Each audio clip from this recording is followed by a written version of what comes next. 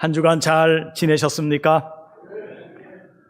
날씨가 참 청명하고 좋습니다. 생활하기에 너무나 좋은 그런 계절을 저희들이 맞이하면서 오늘 예배당에 오신 우리 성도님들 진심으로 주의 이름으로 환영하고 주님과 함께 동행하시면서 주님만이 주실 수 있는 기쁨과 즐거움을 누리시면서 살아갈 수 있는 우리 성도님들이 되셨으면 좋겠습니다.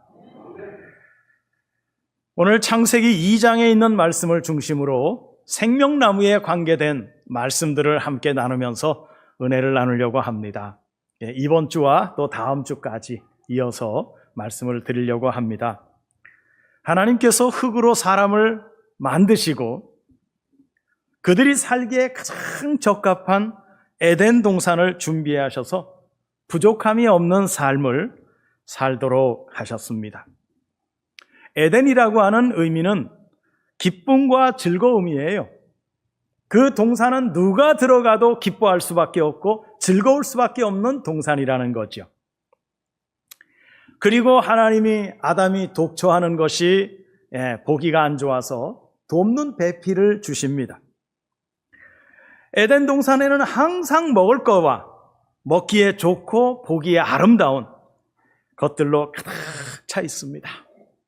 정말 걱정이 없죠. 그리고 동산 중앙으로부터 네 강이 발원해서 흘러나옵니다. 어떻게 보면 에덴은 네 강의 발원지죠.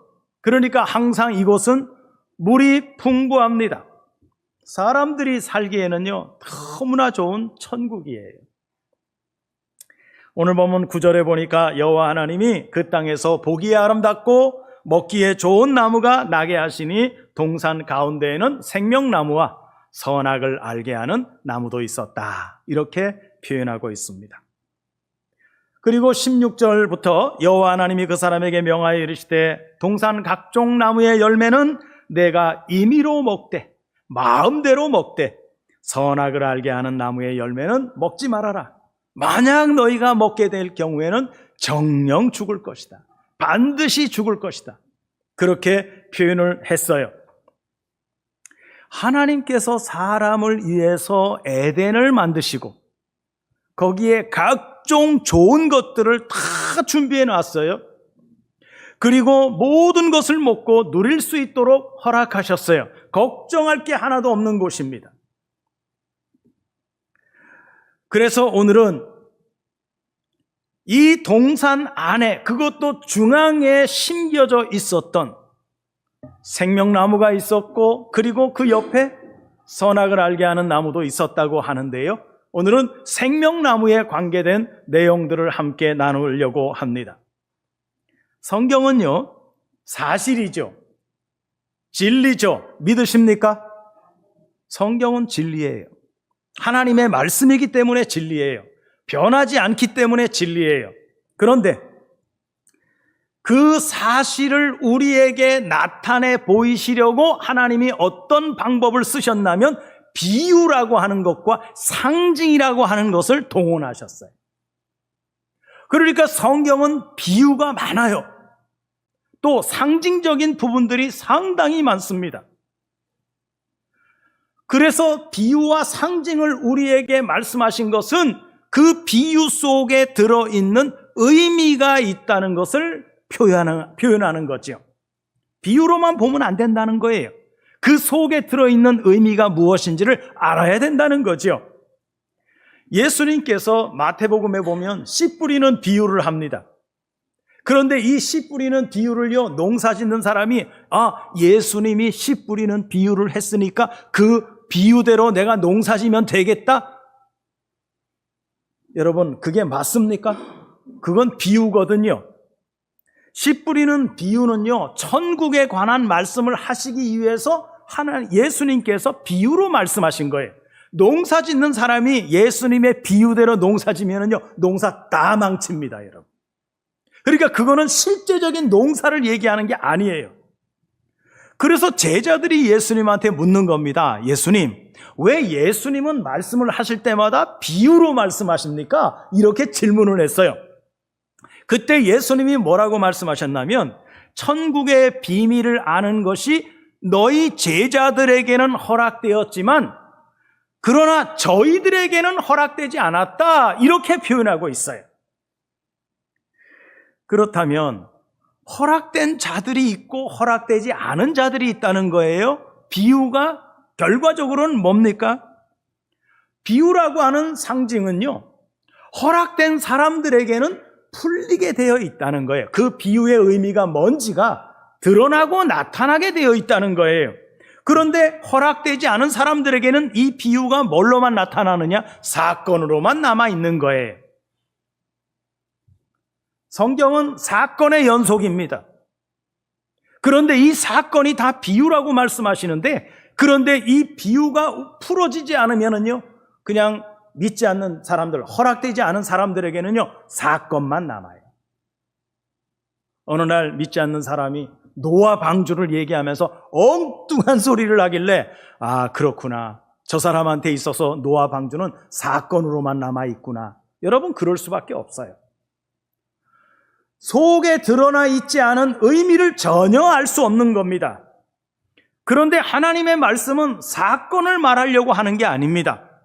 이 사건 안에 의미, 사건 안에 들어있는 의미가 또 있는데 우리로 하여금 그 사건의 의미를 풀으라는 거예요.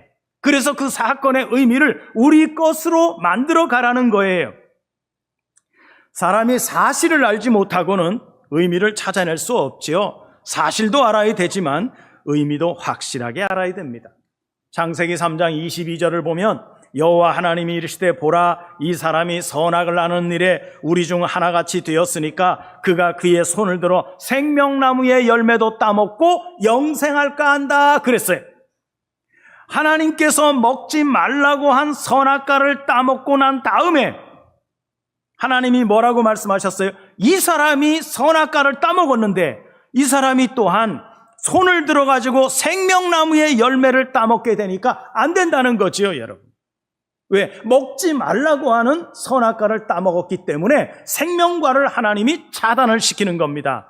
결국 성경은 우리에게 뭘 말씀하고 싶어 하시냐면 선악나무를 먹으면 어떻게 된다는 거예요? 죽는다는 거고요. 생명나무를 먹으면 어떻게 된다는 거예요? 산다는 걸 말하고 싶은 거예요. 그러면 생명나무를 먹으면 영생을 얻는다 그러죠? 영생이 뭘까요? 여러분들은 어떻게 생각하십니까? 아, 나는 영생을 얻었어. 여러분, 죽지 않고 오래 사는 거가 영생일까요? 성경은요, 아주 냉철하게 영생은 이것이다라고 말씀한 절이 있어요. 요한복음 17장 3절입니다. 영생은 하고 시작해요. 영생은 곧 유일하신 참 하나님과 그의 보내신 자 예수 그리스도를 아는 것이다. 영생은 예수 그리스도를 아는 것이 영생이래요. 그런데 이 나무의 열매를 먹으면 영생을 한다고 하는데 이 나무가 어떤 나무인가? 도대체 생명나무는 어떤 것이고 어디에 있는 것인가? 여러분, 궁금하지 않습니까? 생명나무라고 하는 게 있는데 이거 어떤 것이고 어디에 가야 될 것인가? 창세기 3장 24절을 보면 이같이 하나님이 그 사람을 쫓아내시고 에덴 동산 동쪽의 그룹들과 두루 도는 불칼을 두어서 생명나무의 길을 지키게 하셨다 그래요. 이들이 영생할까? 하나님이 염려가 돼서 이들을 에덴 동산에서 쫓아내십니다. 그리고 나서 그들이 다시 와서 생명나무의 열매를 먹을까 봐 걱정이 돼서 하나님은 천사들과 두루 도는 화염검을 두어서 그들로 하여금 그들이 올 수 있는 길을 차단시켰다고 말하고 있습니다. 생명나무가 있기는 해요. 그런데 하나님이 천사들을 통해서 지키고 있게 하심으로 못 들어간다는 거죠. 지금도 하나님은 생명나무를 지키고 있습니다. 그러면 먹을 수 있을까요? 없을까요? 하나님이 딱 지키고 있는데요. 먹을 수 있어요? 없어요? 못 먹어요. 못 먹어요. 그러면 여러분, 성경에 등장하는 생명나무와 선악나무가 실제하는 나무일까요? 어떻게 생각하세요? 성경에 있으니까 실제하는 거 아니야? 이렇게 생각할 수 있을 거예요. 그런데 실제하는 나무는 아닙니다. 성경에 나오는 생명나무, 선악나무를 마치 실제하는 나무처럼 이야기를 하는 거죠. 그러니까 사람들이 별 생각을 다 해요. 천국에 가면 이 생명나무라고 하는 열매를 따먹기만 하면 영생을 한다 그러더라.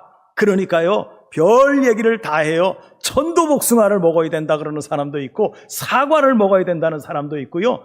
옛날 그 이야기 막 들어보면은요, 신선 노름하는데요, 옆에 나무가 있는데 복숭아 나무가 있어요. 그게 일명 우리가 알고 있는 생명나무라고 사람들이 생각을 하게 된다는 거예요. 에덴 동산을 중심으로 강이 4개가 흘러요. 거기에 4개 강이 나옵니다. 비손강, 기온강, hitdegel강, 유프라테스강이라 그래요. 그 기온강, hitdegel강, 유프라테스강은요, 성경을 찾아보면 이곳에서 어떤 문명들이 나오고 있다고 말합니다. 인더스 문명, 황하 문명, 그런 문명들이, 인도 문명, 이런 문명들이 쭉 나오는데 이 강들과 연관이 돼 있다는 거예요. 그런데 첫 번째 등장하고 있는 이 비손강이라고 하는 강은요, 성경은 이렇게만 표현했어요. 하윌라 온 땅을 적셨다. 이걸로 끝이. 그러니까 사람들이 하윌라가 어딘지를 막 찾기 시작해요. 그런데 하윌라를 성경에서 보니까 찾을 수가 없습니다. 넘쳐 흐르는 강이에요. 이 비손이라고 하는 단어가 뭐냐면 분산시키다. 이 단어는 푸시라고 하는 단어에서 온 건데 퍼지다, 그런 뜻입니다. 자, 기온강이나 hitdegel강이나 유프라테스 강은요, 인간의 문명을 이루며 나아가는 데 반하여서 이 첫 번째 등장하는 비손이라고 하는 이 강은 어디로 갔다가 없어요.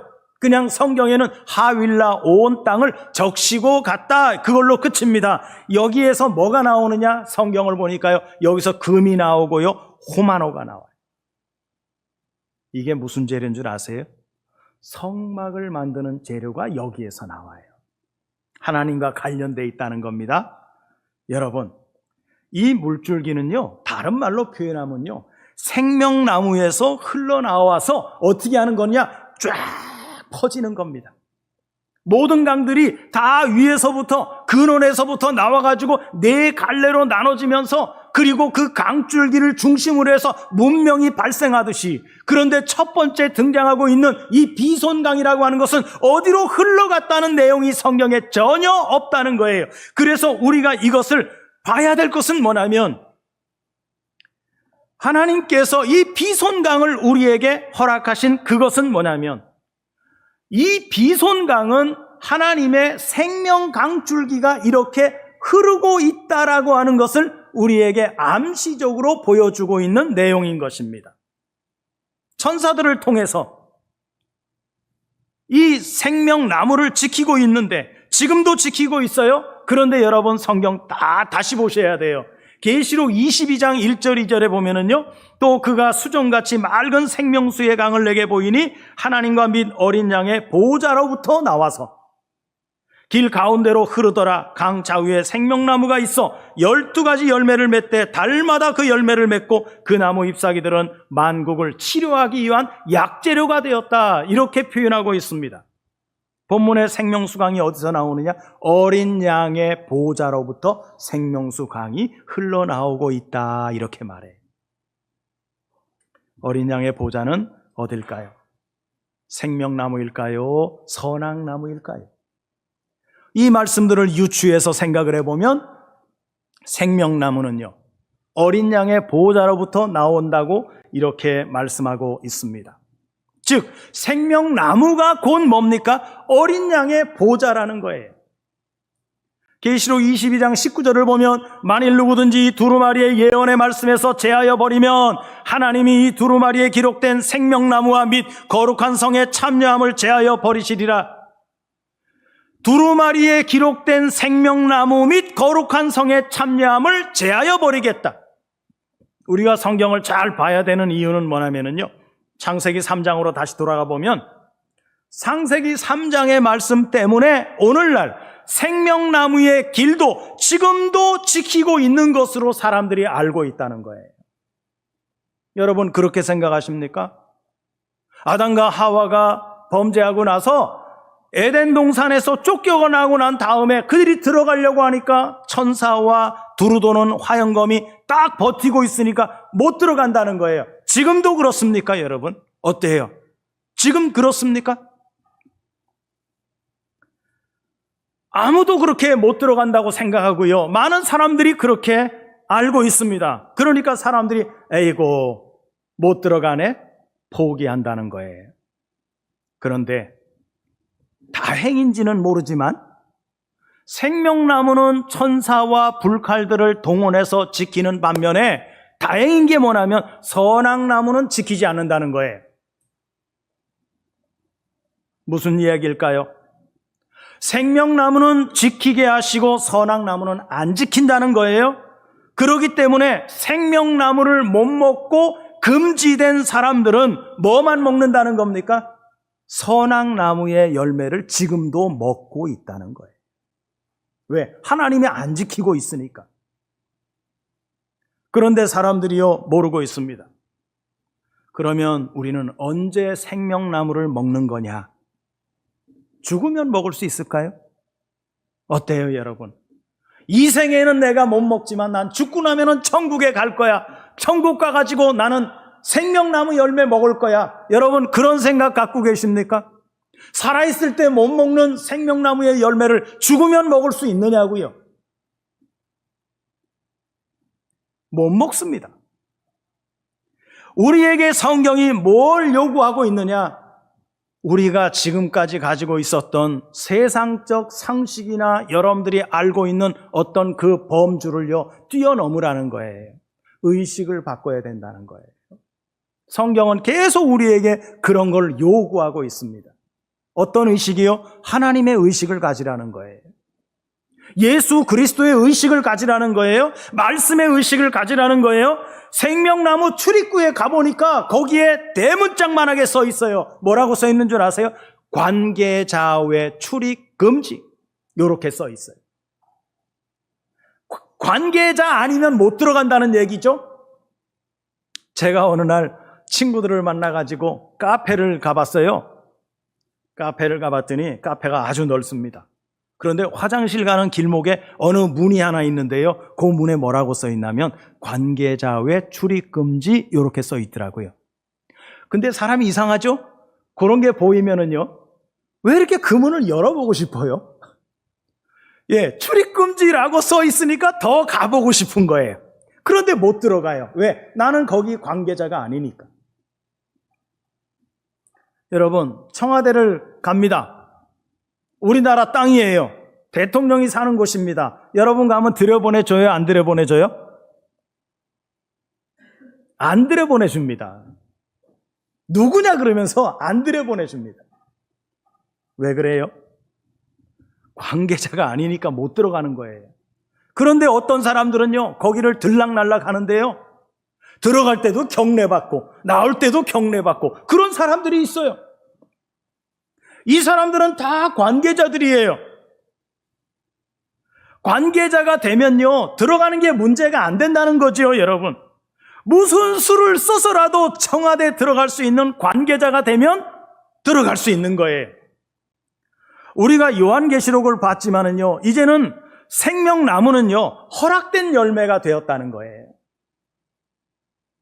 허락된 열매이기 때문에요 얼마든지 우리가 먹을 수 있어요. 여러분들이 지금 하나님께서 허락해 주신 생명의 열매를 지금 먹고 계시는 것 아닙니까? 그런데 우선 생명나무로 나아가려고 하면 두루도는 화영검과 지키고 있는 천사들을 이겨야겠죠. 성경의 천사는요 문지기예요. 문을 지키는 존재들이에요. 천사들이 그 역할을 하고 있어요. 천사에게 우리가 거기를 통과하려면 이렇게 말해야 됩니다. 난 여기 들어갈 수 있는 증표가 있어. 증표가 있어. 저는 그런 경험을 많이 못 해봤지만 대기업을 다니는 사람들은요 항상 그 회사원증을 차고 다녀야 돼요. 회사 출근하면 바로 목에다 걸어야 돼요. 왜 그런 줄 아세요? 회사로 들어가려고 하면요, 다 막혀 있어요. 그런데 회원증을 갖다가 딱 찍잖아요? 그럼 문이 쫙 열려요.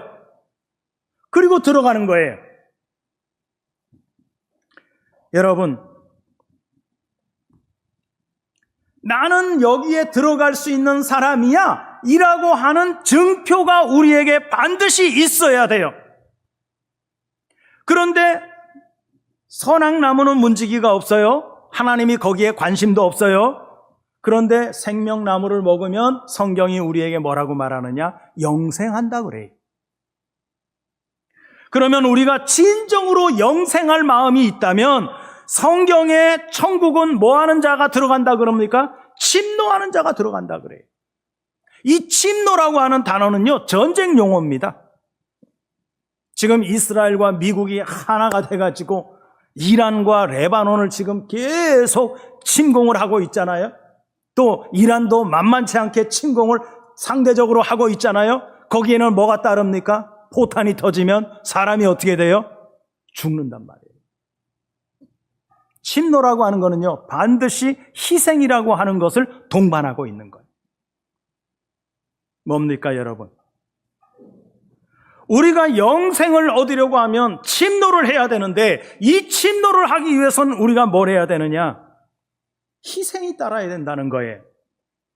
성경은 영생을 뭐라 그랬습니까? 영생은 하나님이 우리에게 보내주신 그 아들 예수 그리스도를 아는 거예요.